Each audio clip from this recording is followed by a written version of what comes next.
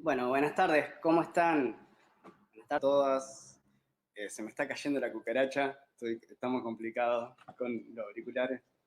Eh, bueno, estamos en un nuevo conversatorio, la verdad es que muchas gracias por acompañarnos. Hoy, antes de entrar en el tema que vamos a trabajar hoy, sí queríamos consultar algo. En estas semanas nos llegaron algunos rumores de que había personas en situaciones vulnerables que estaban asistiendo al hospital por determinadas enfermedades respiratorias y que desde el hospital se les transmitía de que, de que no podían acceder a los medicamentos porque ciertos medicamentos se estaban guardando para pacientes con COVID positivo. ¿Sí? Obviamente las enfermedades respiratorias, todos y todas sabemos que en esta época del año son complejas y que también es cada vez más difícil para ciertos sectores de la población acceder al dinero para solventar esos gastos. Lo que nosotros quisiéramos, desde Pensar Regina nos comunicamos con el hospital de Villa Regina, me dijeron que esto no era así, que farmacia, bueno, estaba entregando medicamentos y que de 9 a 13 podían asistir.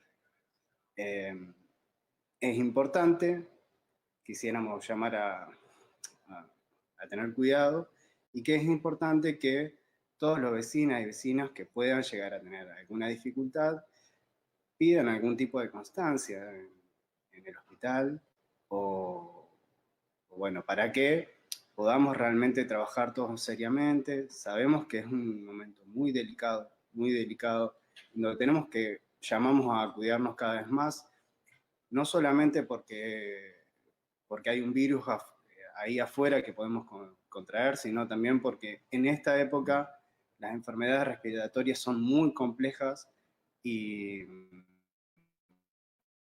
queremos que dure, y también exigimos al Estado que esté presente en aquellos lugares donde más se necesita.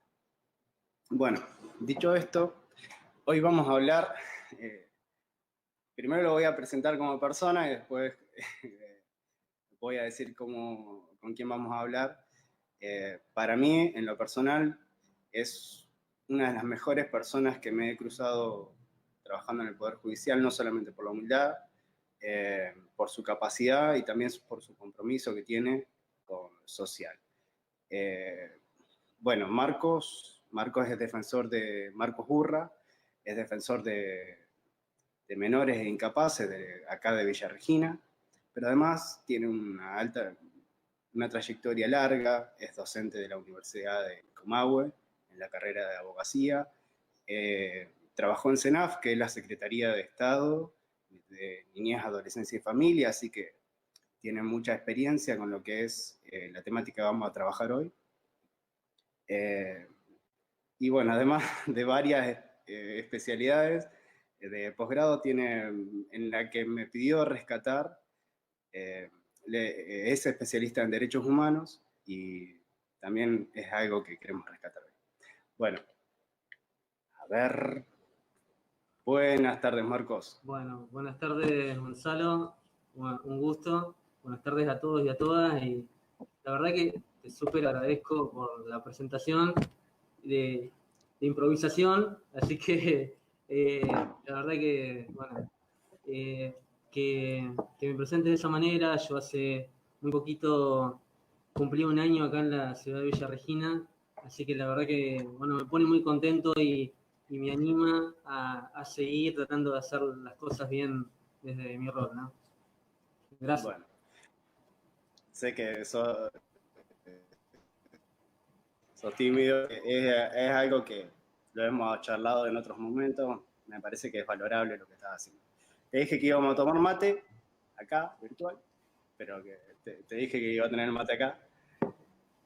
Marcos, bueno, vamos a arrancar con el tema. Básicamente, hace muy poquito se cumplieron los 30 años de la Convención sobre los Derechos del Niño. Y es el día, hace muy poquito también fue el Día de la Niñez y de las infancias, como también se se dice ahora. Y nosotros decimos también el mes de la niñez, y nos parecía que era un tema importante hablar con vos sobre los derechos del niño. ¿Qué cambió a partir de la convención, como en general, no solamente como sociedad, como Estado? ¿Qué es la convención de los derechos del niño? Bueno, la verdad que lo que preguntás es excelente punto de partida, pero es muy amplio, así que vamos a tratar de ir explicando de a poco, ¿no?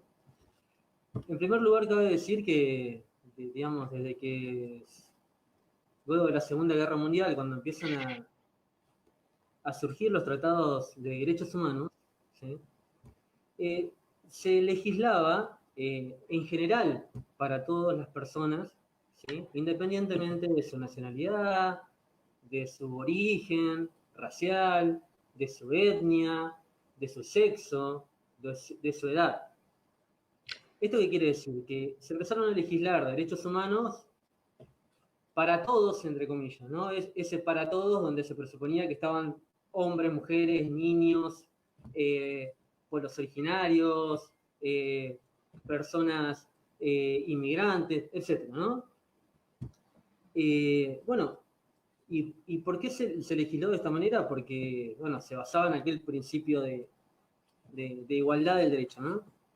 Luego, con el transcurso del tiempo, el mundo se empezó a dar cuenta que dentro de la sociedad mundial, existían personas que por su condición, su particular situación de vulnerabilidad, se le debían establecer los estados y el mundo derechos específicos. Por eso empiezan a surgir, ¿sí?, en el plano internacional, tratados específicos de protección de derechos. Dentro de estas nuevas olas tenemos la Convención sobre Derechos del Niño, ¿sí?, la CEDAW, que es la Convención sobre la Eliminación de todas las formas de discriminación contra la mujer. Hace muy poco... Perdón, ahí está muy bueno que lo cuentes, porque es una discusión, o todos hemos escuchado argumentos con el tema de por qué a la mujer. Bueno, hay un poco de esto, ahí justamente se entiende desde el derecho de que hay personas, sectores de la sociedad a los que de alguna forma es necesario legislar para el particular. Sí, bueno, hago un paréntesis y después sigo con Inés. Dale. Vos fíjate hasta qué punto estaba, Gonzalo, enraizado, ¿sí?, el sistema patriarcal, es decir, el androcentrismo estuvo en la génesis de los derechos humanos, que los derechos de la mujer como grupo especialmente vulnerable, ¿sí?, en una relación totalmente desigual e inequitativa en forma estructural con respecto al hombre, ¿sí? ¿Cómo? Perdón. Que decía de lo del hecho de la mujer, decías. No, te decía que hasta qué punto estaba enraizado, ¿sí?, entramado socioculturalmente el patriarcado como una forma normal, habitual, ¿sí?, en la vida de todos, vuelvo a decir, porque en ese momento todos comprendía a múltiples personas, ¿sí?, con diferentes características, muy diferentes características, y con un goce y ejercicio totalmente diferenciado en la realidad de los derechos, ¿sí?, que recién se empieza a plantear el derecho de la mujer a vivir libre de violencia a fines de los años 80, a principios de los años 90. Así que entender la relación totalmente desigual e inequitativa de posicionamiento de la mujer por múltiples, ¿sí?, circunstancias en la sociedad es algo que ahora estamos tomando de a poco, ¿sí? Falta mucho por recorrer, pero estamos de a poco tomando conciencia, ¿sí?, de esa desigualdad estructural e histórica. Bueno, algo parecido, porque si no, eso sería ya toda otra charla, algo parecido, muy similar. Que en algún momento vamos a tener. Encantado, un gusto, sería, bueno, sería muy lindo también.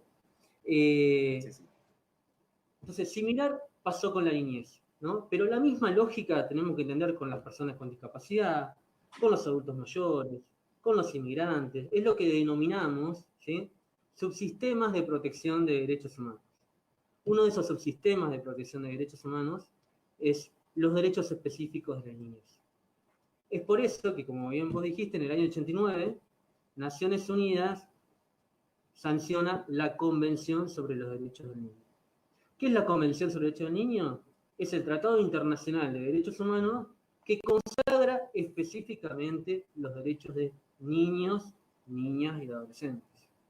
Y no solo impacta en materia legislativa, ¿sí?, impacta en materia sociocultural, ¿sí?, en cuestiones de reformulación de políticas públicas, en la reformulación, ¿sí?, de los deberes y de las facultades de los órganos que integran el Estado, ¿sí?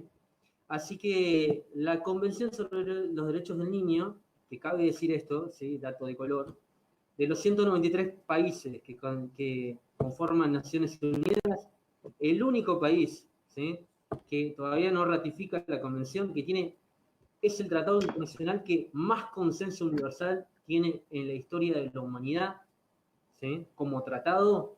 El único Estado que no lo ratificó es Estados Unidos. Pero sistemáticamente tiene esta habitualidad Estados Unidos de no permitir, no delega absolutamente ninguna competencia en ningún organismo supranacional, y ni siquiera, fíjense que en la Convención simplemente le otorga al Comité de los Derechos del Niño una pequeña evaluación mediante informes. Bueno, ni siquiera eso. Ni pensemos en ratificar la Convención Americana de Derechos Humanos, el Tratado de Roma, etc., ¿no? Así que, como decís, son datos de color, pero es el primer país que también señala al resto respecto de los derechos humanos. Continuemos porque también podría ser otra charla tranquilamente. ¿Por qué decís un cambio sociocultural? No solamente a nivel Estado, sino también desde la visión sociocultural respecto de la Convención. Bueno, la pregunta también es pertinente como para ir de a poco desglosando. ¿Cómo se concebía a la infancia previo a la Convención? En palabras sencillas y concretas, como un adulto incompleto. Es decir, la perspectiva sociocultural, antropológica, ¿sí?, jurídica que se tenía de la niñez era como un adulto incompleto, ¿sí? ¿Esto qué significa? Que el niño, digamos, es un ser que le falta desarrollarse, ¿sí? Pero justamente por ser ese ser incompleto, ese adulto incompleto, tiene los mismos derechos que cualquier otro adulto, ¿sí? Fíjate que esa consecuencia de tomarlo como esa persona incompleta, ¿sí?, tampoco le reconoce su propia individualidad. El cambio que es justamente centrar, ¿sí?, la mirada de la niñez como el niño adolescente como un sujeto de derecho. Esto me imagino que todos lo debemos haber escuchado, ¿no? Porque el niño sujeto de derecho. Bueno, pero ¿qué significa que el niño sea un sujeto de derecho? Es el reconocimiento de su individualidad. ¿Y a qué nos referimos con reconocimiento de su individualidad? ¿Sí? El reconocimiento de su rol dentro de la familia, dentro de la sociedad, dentro del Estado, y sobre todo, ¿sí?, la visualización de sus necesidades específicas. Necesidades específicas, deseos y aspiraciones que al ser un adulto incompleto eran canalizadas por los adultos, ¿sí? ¿Cómo se veía previo a la Convención sobre Derechos del Niño? El Estado actuaba como un buen padre de familia ante la ausencia de sus respectivos padres, y cuando tenía padres, ¿sí?, los que tomaban la mejor decisión con respecto al interés del menor, porque así se dice, ahora vamos a hablar un poquito del valor simbólico de los términos, ¿sí?, pero el que tomaba y el que decidía cuál era lo mejor para ese menor, para su hijo, era su respectivo padre, ¿sí?, de forma inconsulta, por supuesto, de una forma autoritaria, pero se le reconocía legítimamente el Estado, la sociedad y el derecho le reconocía, ¿sí?, a los padres, al padre y a la madre. Ahora vamos a hablar de cómo se sustituye el término progenitor y por qué, ¿no? Pero le reconocía, ¿sí?, la facultad de dirección, le reconocía inclusive la facultad de corregirlo, y dentro de esa facultad de corrección entraban situaciones de maltrato, que hoy claramente diríamos, eso es violencia. Bueno, pero previo a eso, ¿por qué no se lo consideraba violencia? ¿Sí? Porque culturalmente, naturalmente se reconocía a los padres que ellos sabían que era lo mejor para el menor, para su hijo. Entonces, fíjate y fíjense ese cambio, ¿sí?, dentro del entramado sociocultural, que no solo es jurídico, es reconocer a ese niño sus necesidades específicas, ¿sí?, sus aspiraciones, sus deseos. Ahí hablando de sus deseos, otra diferencia sustancial entre aquella mirada, ¿sí?, anterior y esta nueva mirada a partir de la convención es la necesidad y la obligación, ¿sí?, de escuchar al niño. Pero no solo escucharlo, tener en cuenta además lo que opina. ¿Sí? Yo siempre cuento lo mismo, ¿no? Y lo último, cerrar y te dejo. Siempre cuento lo mismo. Y eso que mi vieja y mi viejo no eran los pajadores seriales, ¿no? Pero olvídate de que yo le vaya a plantear a mi viejo o a mi vieja, pero creo que es injusto la decisión que estás tomando, ¿no? Pero no me quiero cambiar de colegio o no quiero ir a tal lado porque realmente no me gusta. Olvídate, ¿sí? Te vas porque yo te digo que lo hagas y le haces esto, ¿sí? Y si no se venía el golpe, si no se venía, y bueno, y eso era algo natural, ¿sí? Bueno, eso que no hace mucho. La palabra natural también tiene que ver, me parece, con un montón de cosas. Que, por ejemplo, la obligación del padre, no solamente la obligación del padre, sino también la mirada de que reafirmaba la cuestión machista y patriarcal, el tema de, por naturaleza, la mujer era quien antes debía hacerse cargo del cuidado personal del niño o niña, ¿no? Porque por naturaleza preparada, o iba a decidir mejor, etc. Me parece que eso también es un cambio de paradigma que incluso no tiene hace tanto tiempo de que se haga modificado. No, de hecho, recién a partir del Código Civil, es decir, de agosto del 2015, se elimina esa preferencia materna, porque eso todavía estaba vigente en el Código hasta julio del 2015, la preferencia materna en la guarda, ¿sí?, así se denominaba, la tenencia, así se denominaba, del menor, ¿no? Así que sí, como decís, obviamente se anclaba desde una perspectiva también patriarcal, ¿sí? Así que en la actualidad, en virtud de lo que se denomina jurídicamente como principio de coparentalidad, ambos progenitores, ¿sí?, convivan o no convivan, porque esto también es una diferencia sustancial y es bueno, justo me das el pie para reforzar esto, hasta hace poco, es decir, hasta julio del 2015, cuando los progenitores convivían, ¿sí?, no había ningún problema porque ambos tenían la titularidad y el ejercicio de la responsabilidad parental. ¿Qué significa esto en palabras sencillas? Que ambos tenían la facultad de decidir las cuestiones cotidianas de la vida del niño. Es decir, qué deporte realiza, a qué escuela va, qué determinado tratamiento médico se tiene que realizar o no. Es decir, eso es el ejercicio de la responsabilidad parental. Pero ¿qué pasaba cuando, ¿sí?, cesaban en la convivencia? El que efectivamente convivía con el niño adolescente tenía la tenencia, y la tenencia implicaba este conjunto de facultades. Y el otro tenía un rol periférico, ¿sí?, que simplemente se limitaba a tener el régimen de visitas, ¿no? Era un visitador. Claro. Entonces esta cuestión se modificó sustancialmente y ahora ambos, convivan o no convivan, tienen los mismos derechos y las mismas obligaciones con respecto a los niños y niñas adolescentes.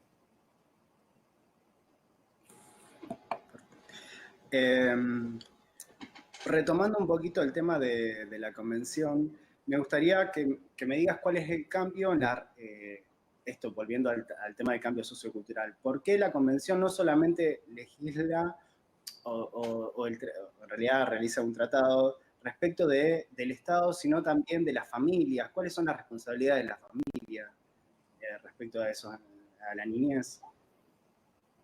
Bien, O a la sociedad, o a nosotros como sociedad en su conjunto, ¿no? bien. Antes de explicar eso, algo que me olvidé también clarificar es que antes de la convención, ¿sí? Esa mirada que nosotros estamos hablando en general se llamaba paradigma de la situación irregular, ¿sí? Esa determinada perspectiva sobre la infancia es la que predominaba en el mundo. ¿Y por qué se llamaba de la situación irregular?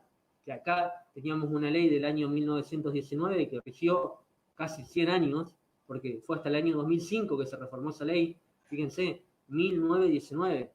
La ley denominada, seguramente algunos se acordarán, ley de agote o ley de patronato. Agote porque en su momento había sido impulsada por el diputado Agote.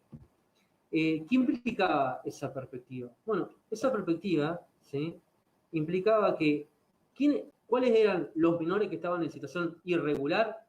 Aquellos que no tenían progenitores, es decir, aquellos que no tenían padre ni madre, o que teniendo padre y madre, ¿sí?, tenían sus derechos básicos vulnerados. ¿Cuál era la lógica del abordaje de niñez en ese paradigma de la situación irregular? Una lógica judicial.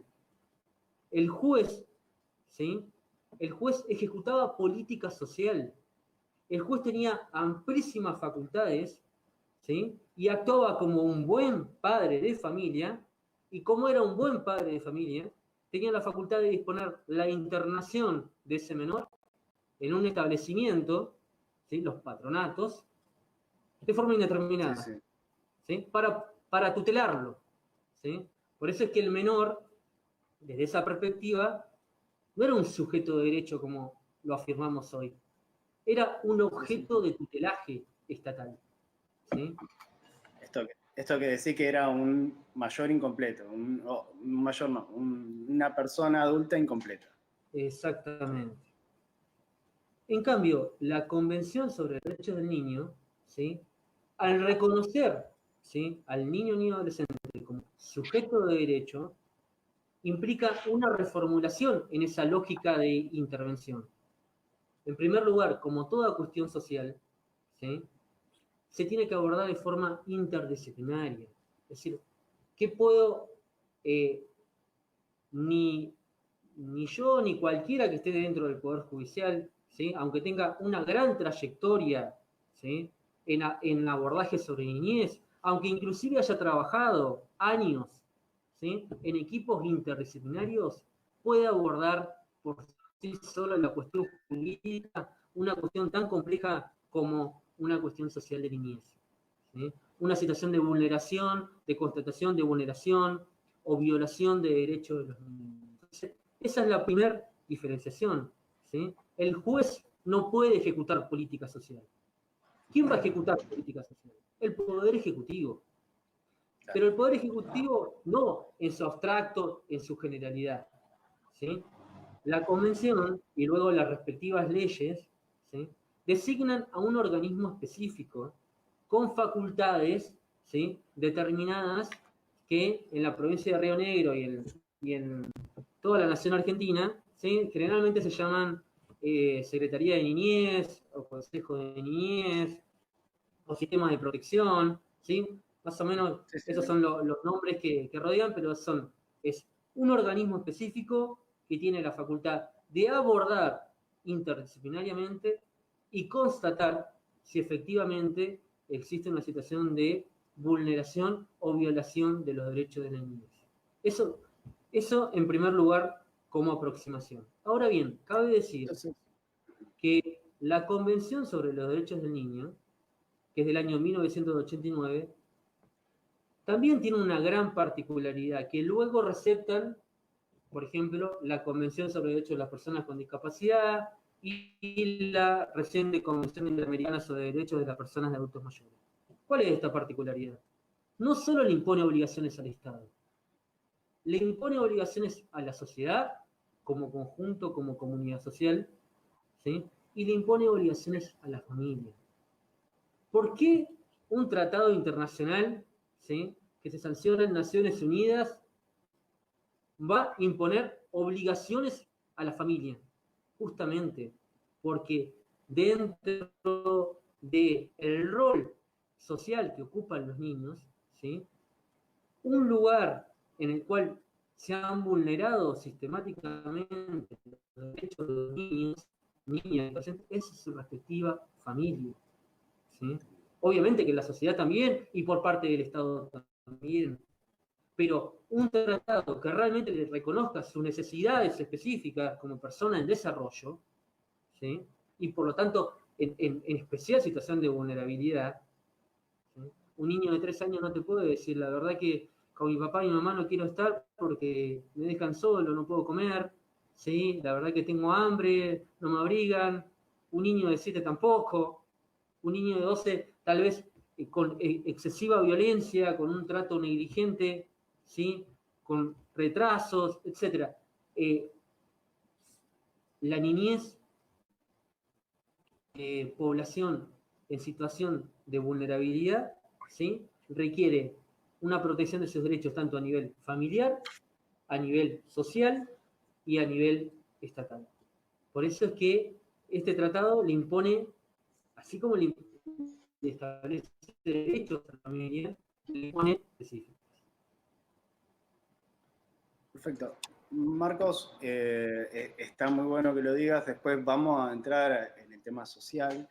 Me parece que sería importante diferenciar. Vos hablaste recién, los nombraste, pero el tema de los poderes del Estado. ¿Cuáles son los deberes de cada uno y por qué, por ejemplo, el Poder Judicial tiene que hacer una parte, pero también el Poder Ejecutivo particularmente tiene, cuáles son las facultades,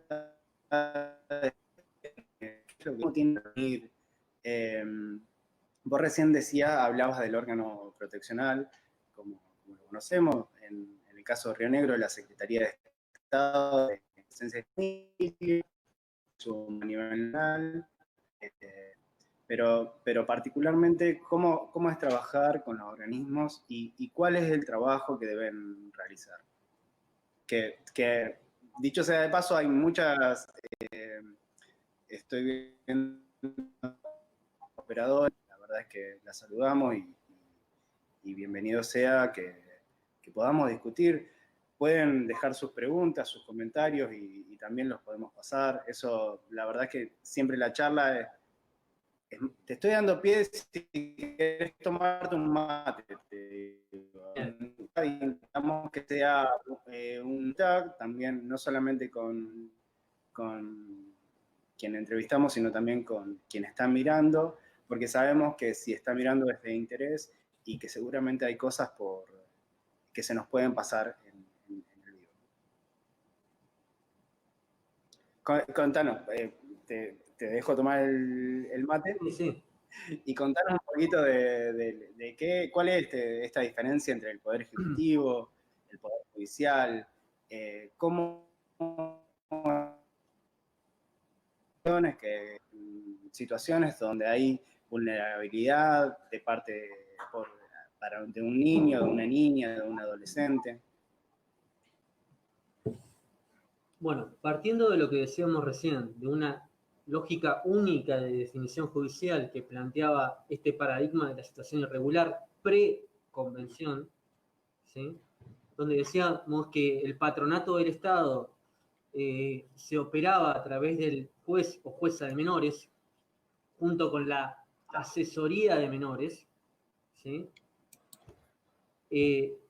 A partir de la convención plantea, ¿sí?, reformular los roles y funciones entre el Poder Ejecutivo y el Poder Judicial. Uh-huh. El Poder Judicial solamente se va a limitar a la actividad jurisdiccional, ¿sí? Ahora vamos a ver con qué alcances.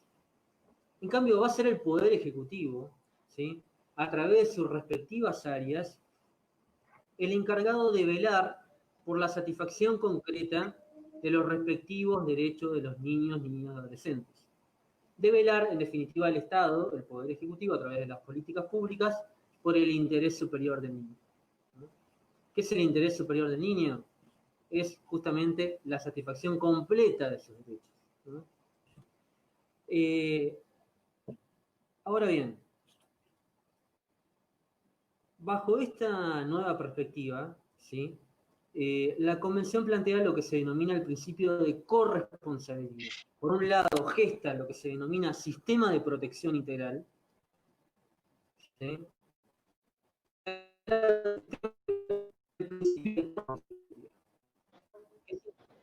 Justo después del Sí. sistema de protección integral, por lo menos a mí, se me cortó, si podés repetirlo. Ah, bien. No, que decía que al plantear el sistema de protección integral, ¿sí? Se formula el principio de corresponsabilidad. ¿Qué es el sistema de protección integral? Bueno, como sabemos, un sistema es un conjunto de elementos ordenados y relacionados entre sí para un determinado fin. Entonces, ¿a qué nos referiríamos con sistema de protección integral? ¿Sí? A un conjunto, ¿sí? Un conglomerado, un conjunto de actores gubernamentales, pero no solo gubernamentales, ¿sí? Sino también no gubernamentales, que cada uno de su respectiva competencia específica, ¿sí? tiene que garantizar los derechos de los niños. ¿A qué me refiero a cada uno de su respectiva competencia específica? Un agente sanitario, supongamos, pongo un ejemplo, constata que un niño o niña adolescente le falta una vacuna esencial, no le va a ir a tocar la puerta ni al juez o jueza de familia, porque ahora vamos a ver que esa nueva lógica y esa redefinición de los roles y funciones del Poder Ejecutivo y del Poder Judicial va acompañado de otro principio, vamos a ponerlo acá, para que no se, que se llama el principio de desjudicialización. ¿Sí? Ahora vamos a ver bien qué implica y cómo se relaciona con el sistema y la corresponsabilidad. Este agente sanitario no le puede tocar, ¿sí?, la puerta al juez o jueza de familia, y tampoco le puede tocar la puerta al organismo proteccional, independientemente de la jurisdicción donde estemos. ¿Por qué? Porque este principio de corresponsabilidad implica, en primer lugar, la asunción del Estado, por ejemplo, salud, tiene determinadas obligaciones y determinados deberes. Lo mismo educación, lo mismo el ANSES, lo mismo cualquier parte, ¿sí?, del Poder Ejecutivo, sea este municipal, provincial o nacional. ¿Sí? Entonces, el principio de corresponsabilidad, ¿sí?, implica, y el sistema, ¿sí?, implica que cada uno, en primer lugar, tiene que hacerse cargo de su respectiva responsabilidad. Ahora bien, este organismo específico, ¿qué función tiene? Bueno, este organismo específico, ¿sí?, actúa, en este caso en Río Negro sería la CENAF, actúa como un coordinador, ¿sí?, entre los otros diferentes efectores del sistema. ¿A qué me refiero con coordinador? Que puede asumir, y de hecho la Ley de Protección Integral de Derechos de los Niños, ¿sí?, establece el deber de comunicar situaciones de vulneración de derechos de los niños a cualquier efector del sistema. Efector del sistema me refiero a cualquier actor gubernamental o no gubernamental que directa o indirectamente tenga relación con efectividad de los derechos de los niños. Un claro ejemplo, supongamos, de un efector o un actor no gubernamental es, por ejemplo, un comedor, ¿sí?, una importante función social. Supongamos, la persona que está en el comedor que ve que un niño viene golpeado, ¿sí?, o le comenta una situación de abuso sexual o lo que sea, ¿sí?, forma parte del sistema de protección integral. ¿Sí? A esto me refería con que la convención, ¿sí?, le impone obligaciones a la familia, en primer lugar, ¿sí?, a la sociedad, ¿sí?, y al Estado. Fíjate que esto conforma el sistema. Y me quería referir al rol del organismo proteccional. Previamente, seguramente ahí me vas a hacer algunas otras preguntas, pero previamente, en forma preliminar, el organismo tiene facultades específicas, ¿sí?, que antes eran propias de este juez omnímodo, este juez con facultades totalmente discrecionales, ¿sí? Ahora las tiene en cabeza el organismo proteccional, pero además tiene este rol de coordinador entre los distintos efectores. ¿Esto qué significa? Que cuando el organismo, ¿sí?, constata alguna situación de vulneración de derechos, ¿sí?, que no sea su competencia específica, que cabe decir que la competencia específica en materia del rol del organismo proteccional se centra exclusivamente en el rol parental, es decir, que cómo se ejerce, ¿sí?, de forma funcional o disfuncional, en otras palabras, si se ejerce bien con respecto a los derechos de los niños o se lesionan los derechos de los niños en el rol de padre o madre. Esa sería como la competencia específica del organismo proteccional. Pero al tomar conocimiento de una situación de vulnerabilidad o de amenaza Marco, hacia los derechos de los niños, sí. justo se te trabó.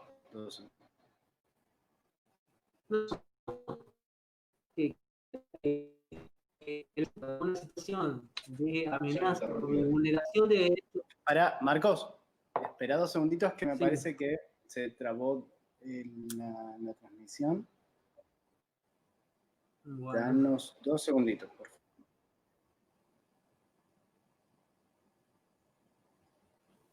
Bueno, volvimos, hemos vuelto. Perdón. No hay problema. Tal vez sea mío, porque la tengo que cambiar a la computadora. Vamos a hacer una rifa o algo para que vos puedas modernizarte, Marco. Bueno, entonces lo último que quería decir con respecto, por lo menos de forma preliminar, respecto al organismo proteccional, ¿sí?, es que cuando al organismo proteccional se le comunica o toma conocimiento de alguna situación de vulneración o de peligro hacia los derechos de los niños, debe requerir, ¿sí?, al efector específico encargado de, ¿sí?, hacer efectivo social, ¿sí? Y por eso es que tiene ese rol primero de coordinación, ¿sí?, y para velar por la efectividad de los derechos de los niños. Y en el caso, ¿sí?, de que previa intervención del organismo proteccional el respectivo efector se niegue injustificadamente, ¿sí?, a realizar esa prestación, ahí tendría la facultad el organismo de, ¿sí?, acudir al Poder Judicial. Este sería entonces la redefinición y la significación del principio de desjudicialización, un abordaje principal, prioritario por parte del Poder Ejecutivo, ¿sí? Poder Ejecutivo que por supuesto que además es el más idóneo y el más apto para abordar y constatar situaciones de los niños, ¿sí?, pensando que tienen equipos interdisciplinarios con todas las, ¿sí?, y se corta un poquito. Justo se corta un poquito, Marco. Pero sí, me parece. Quería rescatar de lo que decías y la verdad es que es muy clara cómo como sociedad damos una relevancia a la judicatura, al Poder Judicial y a los juzgados como de alguna forma suprema, cuando básicamente lo que hace, sobre todo en lo que es las medidas de protección, más allá de poder tomar algunas o sugerir al Poder Ejecutivo algunas medidas, controlar legalidades muchas veces de lo que se decide. Y voy a contar algunas cosas que es muy normal que distintos organismos del Poder Ejecutivo envíen a los juzgados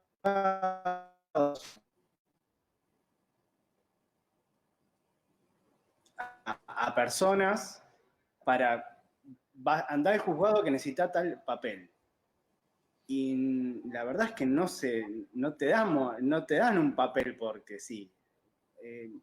La mayoría de los casos llegan y deberían ser asesorados no solamente se podría ahorrar determinados trámites para si organismos del Poder Ejecutivo pudieran asesorarse, consultar, sino también que si hay que hacer un trámite dentro del Poder Judicial, también decirles directamente a aquellas personas que pueden llegar a intervenir que deben asesorarse y pedir a realizar las presentaciones con un abogado, que puede ser abogados particulares o defensoría. Bueno, en el caso tuyo puede estar en defensoría de menores, pero está el Ministerio Público, que hay defensorías oficiales, defensoría de pobres y ausentes, que habría ya que cambiarle el nombre, ¿no?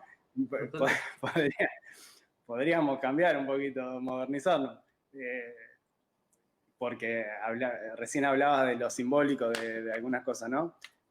Bueno, está la Defensoría de Pobres y Ausentes, que acá en Villa Regina está en espacio 54, incluso ahí consultar los teléfonos por el contexto de pandemia que pueden comunicarse, pero en la mayoría de los trámites sí o sí tienen que tener asesoramiento de un letrado. Esto es importante que comunicárselo a la sociedad. Como vos decías, socialmente está esta carga de que va a ser el juez o la jueza quien va a decidir determinadas cosas. Y el poder, en definitiva, sobre todo lo que es la cuestión de los niños, niñas y adolescentes, recae sobre el Estado en sí, pero el Estado una de las partes del Estado que es el Poder Ejecutivo. La otra, simplemente, volvemos a insistir, puede pedir cosas, ustedes sobre todo en el Ministerio Público y nosotros como Poder Juzgado de Familia, pero principalmente se revisa la legalidad y las intervenciones que se hizo del Poder Ejecutivo. Sí, cabe decir a lo que vos estás diciendo, Gonzalo, que sí. La intervención judicial, entonces en otras palabras, y esto significa el principio de desjudicialización, no significa el corrimiento total del Poder Judicial, para nada. Es más, y acá agrego yo un pequeño paréntesis personal. De protección integral, ¿sí? Al describir en el artículo 32 el sistema de protección integral, ¿sí? En uno de los incisos también habla de los organismos judiciales. Por lo tanto, el Ministerio Público, ¿sí? En este caso el Ministerio Público de Menores, como decís vos, que hay que cambiarle el nombre, lo mismo de pobres y ausentes, ¿sí? Tiene que también tener un rol y una participación junto con los diferentes efectores del sistema, sin confundir los roles, ¿sí? Sin fusionar las facultades, porque cada uno tiene su respectiva función, ¿sí? Pero sí tener una comunicación asidua con los efectores. Porque de esa manera uno puede ir constatando, ¿sí? Temporalmente, porque también existe la realidad que todos los organismos están sobrepasados de trabajo, pero uno puede advertir, ¿sí? El mayor riesgo y ante esas situaciones de mayor riesgo tener una comunicación con los otros organismos del Estado. Si estamos hablando de la corresponsabilidad, de esa coordinación, ¿sí? De esa intersectorialidad dentro del Poder Ejecutivo y luego desde el Poder Judicial simplemente nos limitamos a enviar un oficio y la verdad que no entendemos mucho, ¿no? Esta es igual. Se entiende, sí, se entiende. Esta es mi se entiende. Personal, pero quería decir eso, que entonces la intervención del Poder Judicial, ¿sí? Es frente a la omisión, ¿sí? O negativa injustificada del respectivo efector respecto de esa prestación estatal que tiene que brindar y que tiene el deber de brindar, ¿sí? Perfecto. También cabe decir que el organismo de a poco, ¿sí? Porque hasta hace muy poco, y esto lo hablábamos en la previa, Gonzalo, que esto también me tocó como parte del organismo, ¿sí? Íbamos, por ejemplo, cuando trabajaba en el organismo, ante el ANSES, porque acá se adoptó una medida de protección excepcional, no, yo acá necesito el oficio judicial, o queremos hacer tal cambio te hablo de los primeros años, ¿sí? Te hablo de acá hace 5 o 6 años, presentábamos ante supervisión, no, acá necesitamos, ¿sí?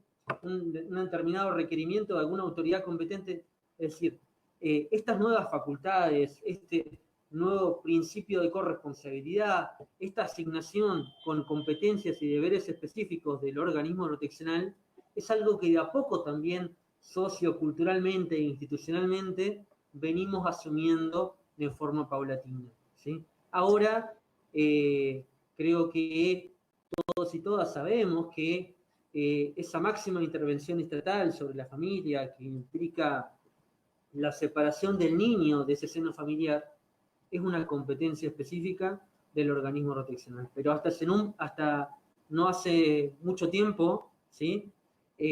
Había un desconocimiento de eso y frente a una situación de ese tipo consideraban totalmente inválidas, nulas, ilegítimas, ¿sí? Las intervenciones del organismo proteccional. Así que este principio de corresponsabilidad, esta asunción sobre todo de entender que tengo que velar por efectivamente prestar adecuadamente la prestación que tengo desde mi rol del Estado, ¿sí? También mi asunción como efector no gubernamental, en el caso que no sea gubernamental, pero que también tengo que estar atento, ¿sí? A indicadores de riesgo hacia los derechos de los niños y adolescentes y tener una comunicación con otros efectores, es parte de un cambio cultural, social, de forma paulatina, pero que creo que vamos avanzando y justamente este tipo de charlas tiende a esa concientización. Sin duda. Y también decir que principalmente, y esto creo, no me acuerdo si lo hemos hablado, me parece que sí, pero que no solamente es la teoría que estás contando, yo también que lo veo en la práctica, cómo impulsar este contacto con todos los actores del sistema, justamente con el fin de tener un abordaje integral y más optimizar los recursos que son muy escasos, hay que decirlo también. Muchas veces hay limitaciones muy grandes, sobre todo nosotros todos hemos conocido operadores, operadoras por ejemplo, de CENAF, de la Secretaría, que se pagan los pasajes para ir a ver distintas situaciones, a localidades vecinas. Hay que revalorizar y sobre todo entender de que como Estado tenemos que exigir, porque el Estado somos todos y todas, eso es importante que lo asumamos. Exigir también que aquellas personas que tienen que intervenir lo puedan hacer con recursos y que les va a permitir una mejor intervención. Ahora, si no lo tenemos, por lo menos optimizar los recursos que hay. Y tejer redes, sin duda, es fundamental en ese sentido. Bueno, la verdad que lo que decís, Gonzalo, es fundamental también para entender.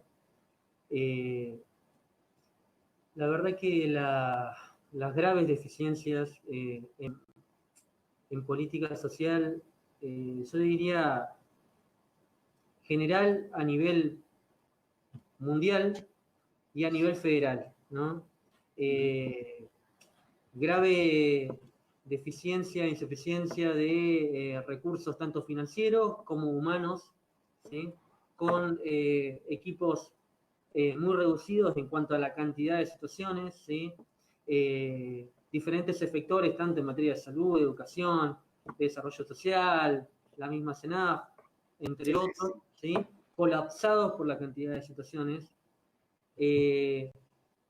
Como parte del Poder Ejecutivo, hemos intervenido en situaciones de alta vulnerabilidad, en el cual la familia, donde estaba abordando el equipo técnico, ¿sí?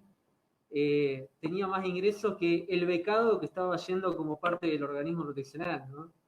O sea, el agente del organismo proteccional, ¿sí? No llegaba a los ingresos que eran magros, mínimos, que tenía esa familia en situación de vulnerabilidad a la cual se estaba asistiendo. La beca no llegaba ni a la mitad de lo que estaba esa familia en situación de vulnerabilidad. No, con respecto a ese tipo de situaciones, podríamos hablar un rato y más. Te digo otra cosa, en las veces que me ha tocado participar como representante del organismo en encuentros federales, ¿sí? Veía que esta lógica en materia de de financiación de los organismos proteccionales es una lógica nacional. Y no solo nacional, podríamos hablar de latinoamericana en general. La verdad que es un eje, bueno, bastante problemático, y a veces no es una cuestión de financiación en sí, sino que la partida presupuestaria está, ¿sí? Pero se subejecuta o se lo utiliza de otras maneras, ¿no? Otro problema complejo, pero que también creo, y tengo no solo autoridad y conocimiento, por también haber estado con muchísimos compañeros y compañeras, ¿sí? También defendiendo, ¿sí? Los derechos de los niños, niñas y adolescentes. Porque equipos técnicos, ¿sí? Bien solventados, equipos técnicos con los recursos financieros, ¿sí? y humanos correspondientes para abordar adecuadamente, ¿sí?, las situaciones de vulneración, es justamente velar por el interés superior de los niños, niñas y adolescentes. Hemos aparecido cual... bueno, de todas formas, comentamos que tanto van a poder revisar tanto en YouTube como en la página web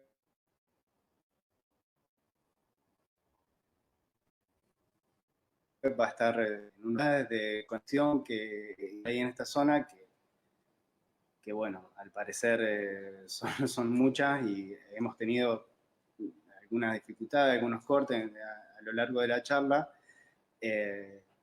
y que a pesar incluso de eso ha sido muy bien recibida y sobre todo también muy necesaria algunos términos y conceptos que ha vertido Marcos.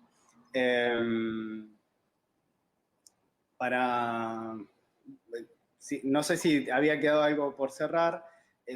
Lo último que había dicho yo estaba reconociendo y vaya el reconocimiento nuestro y el agradecimiento a los operadores, trabajadores y trabajadoras del organismo proteccional, así tanto del organismo proteccional, pero hacen para con muy poco hacer mucho. Bueno, obviamente siempre requerir más, porque creemos también que para arriba, como vos decís, si no hay presupuesto, que haya, y sobre todo, si hay presupuesto y no se ejecuta, que se ejecute. Marcos, me gustaría que, aprovechando que sos defensor de menores e incapaces, toda sí, como de menores e incapaces, pobres y ausentes, digamos. Totalmente en contra del paradigma de protección de derechos humanos, digamos. Bueno, ahí en el cortecito tuvimos como una charla muy distendida, medio tentado, les pido disculpas a quien en la parte. Estábamos con... que te quería consultar el tema de... Sabemos que hubo un cambio por ejemplo, no solamente el tema de la responsabilidad de un progenitor o progenitora, básicamente yendo a lo concreto, la mayoría son hombres que no cumplen con la cuota alimentaria, por ejemplo, pero no solamente la cuota alimentaria, sino el régimen de comunicación de los hijos e hijas. Pero también hoy hay una responsabilidad también hacia los abuelos, a las abuelas. ¿Qué nos podés decir? ¿Cómo es el trámite? ¿Qué es lo que tiene que hacer una mujer o una persona? Mujer es una persona. Ya veo que nos saquen en algún lado. Mujer o varón. O para que tiene un hijo o una hija, un adolescente, y que el otro progenitor, vos habías dicho algo de la simbología de la palabra, no sé si se cambió, para mí era progenitor o progenitora, no está aportando, gatillando lo que tiene que gatillar. Contanos un poquito de eso. Bueno, es un tema largo, ¿sí? Pero voy a tratar siempre de resumirlo. La novedad que trae el Código Civil y Comercial con respecto a los alimentos, ¿sí? Es que, bueno, se fija como criterio general la obligación alimentaria hasta los 21 años. Ya acá vemos una particularidad. ¿Por qué esta particularidad? Porque dijimos que niño ni adolescente, ¿sí? Es hasta los 18 años. Y de hecho, la responsabilidad parental, ¿sí? Cesa con la mayoría de edad de un niño o una niña. Por lo tanto, en principio, a partir de los 18 años, estamos ante una persona mayor de edad. Sin embargo, ¿sí? La ley establece como principio general que la obligación alimentaria rige hasta los 21 años. Pero no solo eso, sino que además el Código Civil y Comercial, teniendo en cuenta las modificaciones sustanciales en las dificultades de formación, en la profunda inequidad social, ¿sí? En la mayor elevación de competitividad en el mercado laboral, entre otros factores, permite, ¿sí?, que una persona, luego de los 21 años, ¿sí?, cuando se esté formando, ¿sí?, cuando esté realizando una determinada carrera, se esté formando en algún oficio, y eso le imposibilite, ¿sí?, atender sus propias necesidades, esto de alquiler, comida, etcétera, ¿sí?, la obligación alimentaria se va a extender hasta los 25 años. Así que la verdad que tenemos un cambio fundamental en ese aspecto. Respecto de cómo tiene que hacer un progenitor o progenitora, generalmente que convive con el niño o niña adolescente, en la provincia de Río Negro, al igual que en otras provincias, tenemos una ley de mediación que establece este sistema primario de autocomposición entre las partes. ¿Qué significa esto? Que por medio de el Poder Judicial, ¿sí?, se insta a una reunión entre las partes, es decir, entre los progenitores, para en un principio poder acordar, ¿sí?, el monto, la modalidad, ¿sí?, de la prestación alimentaria. Entonces, en primer lugar, ¿sí?, es la instancia de mediación. Y ante el fracaso de la mediación, ante la inexistencia del requerido, es decir, de la persona en la cual era citada para lograr un probable acuerdo, ¿sí?, ante esas circunstancias, y a los efectos en el caso de que se haya llegado a un acuerdo, de darle una fuerza de sentencia y una fuerza ejecutoria a ese acuerdo, ¿sí?, luego viene la instancia judicial, perdón, la instancia judicial, ¿no? Es necesario, aclaramos que, o sea, la homologación de los acuerdos, de hecho, es una obligación para que los acuerdos pasen a homologación, ¿no? Tiene, como vos decías, hay que medir primero lo previo, mediación, y luego la homologación de esos acuerdos. Claro, en el caso de que haya un acuerdo, ¿sí?, es fundamental homologarlo. ¿Por qué? Porque ante el incumplimiento, ¿sí?, de ese acuerdo, la parte, ¿sí?, que generalmente es la que convive con el niño y el adolescente, tiene la facultad de obligar al cumplimiento, ¿sí? Y por otro lado, cuando no hay un acuerdo, ¿sí?, o hay una inasistencia del requerido, ¿sí?, ahí se extiende lo que se denomina el formulario 05, que es un papel en el cual se dice ya culminó la etapa de mediación y no hubo acuerdo, o hubo una incomparecencia por parte del requerido, ¿sí?, por la circunstancia que sea, y se inicia el proceso respectivo, ¿sí? Y de esa forma, ¿sí?, cuando no se tiene los medios económicos suficientes, va a ser representado por la Defensoría Oficial. ¿A qué nos referimos medios económicos insuficientes?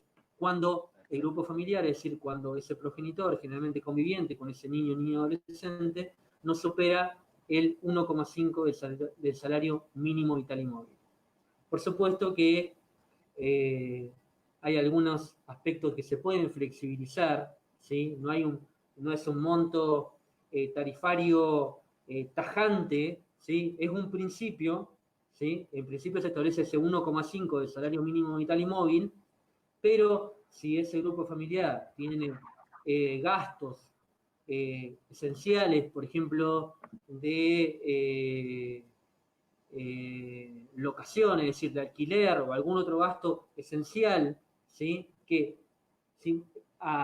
Pasa un poquito por encima de ese monto, ¿sí? Se puede contemplar ese gasto esencial y de esa manera igual ingresar a ser representado por el servicio. Actualmente sería 1,5 del salario mínimo vital y móvil, aproximadamente 20.000 pesos, si no me equivoco. Me parece muy bueno justamente lo que nombrás de entender, sobre todo, de que son todos procesos que son con patrocinio letrado, ¿sí? Tanto, como vos decías, lo primero que es la mediación, que es prejudicial, y después, si no se llegan a determinados acuerdos, avanza o se puede avanzar sobre determinados procesos, que es el proceso de alimentos, para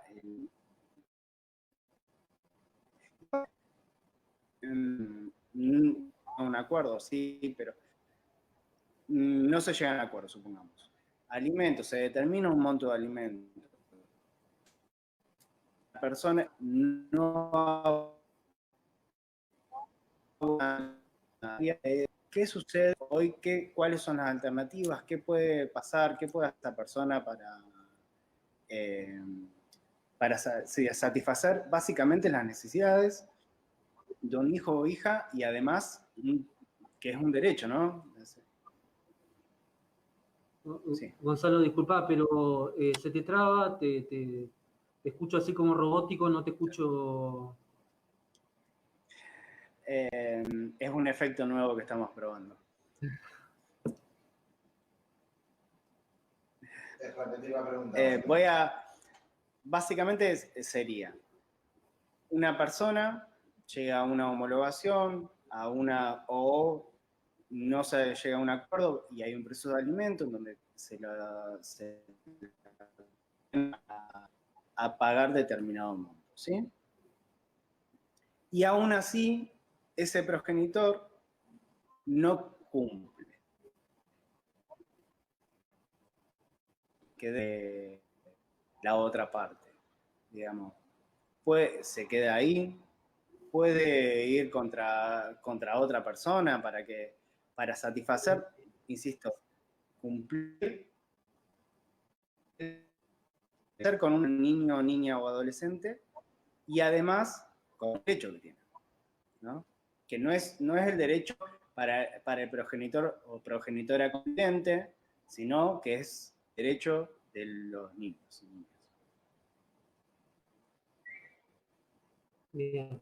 Escuché un tercio, pero igual creo, la pregunta ya vi hacia dónde va apuntada. Espero que me escuches y me escuchen bien. Cabe decir, ¿sí?, que cuando en un proceso judicial de alimentos se establece un determinado porcentaje para la prestación alimentaria, ¿sí?, generalmente se abre una cuenta judicial. ¿Esto qué es? ¿No? ¿Sí? De la entidad financiera de la provincia, que es el Banco Patagonia, para que ahí se realicen el respectivo depósito de la prestación alimentaria. En primer lugar, se apunta a una retención de haberes, que es una modalidad de pago de los alimentos, que implica como una asunción voluntaria por parte del progenitor o progenitora, ¿sí?, para el pago de esa respectiva prestación alimentaria. En el caso de que ese progenitor o progenitora no cumpla con ese depósito, la persona que está conviviendo, es decir, el progenitor que está conviviendo con el niño o niña adolescente, o el propio adolescente, porque eso también es una cuestión también fundamental, que en virtud de la autonomía progresiva, ¿sí? El adolescente se puede presentar por sí mismo y puede tener su propio patrocinio letrado, es decir, pongamos el ejemplo de una progenitora o un progenitor que sea por orgullo, que sea por enojo hacia el otro progenitor, sea por cualquier circunstancia de la vida, no quiere iniciar el respectivo proceso de alimentos en contra del otro progenitor o de otra progenitora, el adolescente puede por sí mismo presentarse ante la Defensoría Oficial e iniciar los trámites correspondientes para la prestación alimentaria. Entonces decía que cuando... ¿Se me escucha, Gonzalo? Sí. Bien. Entonces decía que cuando, habiéndose fijado ese porcentaje específico de alimentos, el progenitor o progenitora no cumple, ¿sí? Se puede denunciar ese incumplimiento, es decir, en el expediente informar ese incumplimiento y proceder al embargo, ¿sí? Por medio de un oficio judicial donde ya se obliga y se detrae directamente del sueldo del progenitor o progenitora esa respectiva prestación alimentaria. Ahora bien, el otro caso al cual te estaba refiriendo. En virtud de que los derechos humanos de los niños son derechos esenciales, ¿sí? Y los niños tienen un plus de protección, quiero hacer un pequeño paréntesis con respecto a qué significa esto de plus de protección.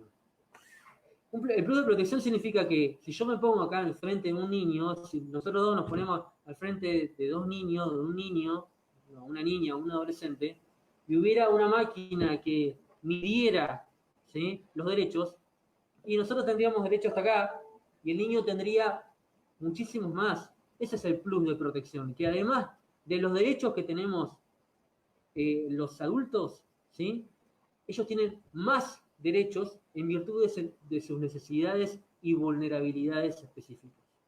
Y dentro de esos derechos esenciales que tienen los niños, es el derecho a los alimentos. ¿A qué nos referimos con alimentos? ¿Simplemente a los productos del supermercado? No.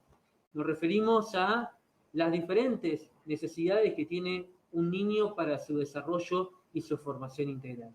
Como este derecho es esencial a su interés superior, ¿sí?, y es uno de los derechos fundamentales que la Convención obliga, ¿sí?, a los estados a garantizar, es que se permite, ¿sí?, que ante la insuficiencia, la omisión, la imposibilidad por parte del respectivo progenitor o progenitora alimentante de prestar esos alimentos, de iniciar, ¿sí?, un proceso para proveer esos alimentos a los abuelos, ¿sí?, porque es una obligación que se extiende de esa manera frente a esa dificultad, frente a esa imposibilidad, ¿sí?, a los ascendientes. Marcos, bueno, la verdad es que te agradecemos la claridad. Estas cosas que es el tema de internet, que hay un problema, nos dicen también en General Roca, acá, con ciertas empresas también proveedoras. Bueno, el vivo tiene estas cosas muy lindas que me parece que se generan, esta charla, y también estas dificultades cuando, bueno, la cuestión tecnológica o de soporte a veces nos puede llegar a pasar una mala pasada. La verdad es que muy claro en los conceptos. Yo insisto que la capacidad que tenés, incluso para la transmisión, muy lindo escucharte. Te agradecemos los comentarios. Después, ojalá que te puedas detener a mirar los comentarios que hay respecto de la charla y también respecto de vos, porque son muy lindos y te van a gustar. La verdad que, mira, yo te agradezco a vos y a todos y a todas las organizadoras por convocarme, por la confianza, por la presentación, por el cierre. Bueno, la verdad que les agradezco a ustedes y le agradezco a todas y a todos los que han escuchado esta charla, ¿no? Te mando un abrazo muy grande y seguramente mañana hablemos. Bueno, igualmente, un abrazo. Bueno, necesito agradecer a quienes han transmitido, muchísima cantidad de gente. Gracias por participar, por compartir, porque de esa forma logramos difundir a mayor cantidad los temas. Y también a quienes comentaron, agradecemos a Marcos la hermosa charla que nos ha podido brindar y también pedirle disculpas por aquellas fallas técnicas que sucedieron, que no somos ajenos bueno, a las dificultades de conexión que solemos tener todos y todas.